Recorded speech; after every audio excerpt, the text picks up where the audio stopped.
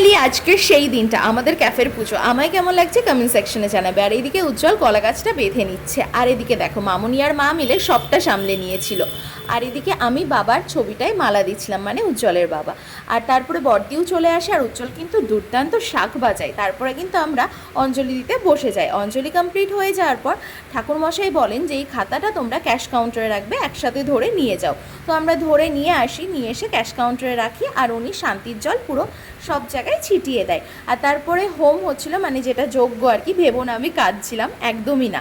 আর এরপরে তোমরা দেখতে পারবে একটা ইনসিডেন্ট, সেটা হচ্ছে উজ্জ্বলের বড় শালি উজ্জ্বলের হাতে হাতে কাজ করছিল, তাই দেখে উজ্জ্বলের এক্সপ্রেশন কি বাবা, বুঝতেই তো পারছো।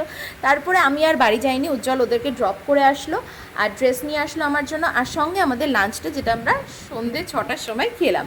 তো কমেন্টস করে জানিও ভিডিওটা কেমন লাগলো। টাটা।